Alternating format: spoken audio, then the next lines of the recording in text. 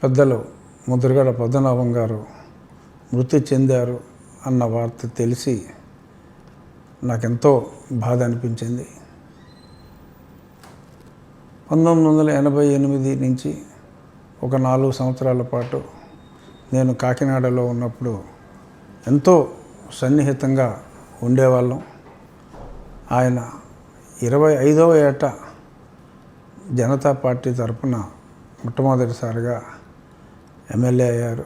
ఆయన చెప్పేవారు, 25 నిండిన వెంటనే నేను ఈ రాజకీయాల్లోకి రావటం జరిగిందని.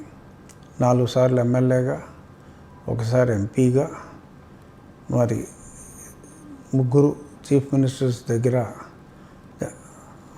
మంత్రిగా, ఎప్పుడూ కూడా ఎంతో నిజాయితీగా గడిపిన, రాజకీయం చేసిన మంచి వ్యక్తి పద్మనాభం గారు.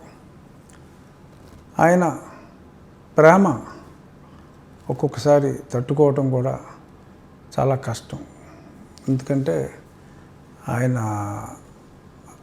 అభిమానం ఎప్పుడు కూడా గుర్తుకొస్తూ ఉంటుంది. అయితే ఈ సందర్భంగా గుర్తు తెచ్చుకునేది, వారు పెట్టింది అంటే మా గోదావరి జిల్లాలో ఆతిథ్యానికి కొంచెం పెట్టింది పేరు. ఆయన పెట్టినంత తినకపోతే కూడా ప్రేమతో అలిగే ఎంతో సునిశ్చిత స్వభావి ముద్రగడ పద్మనాభం గారు. డెఫినెట్గా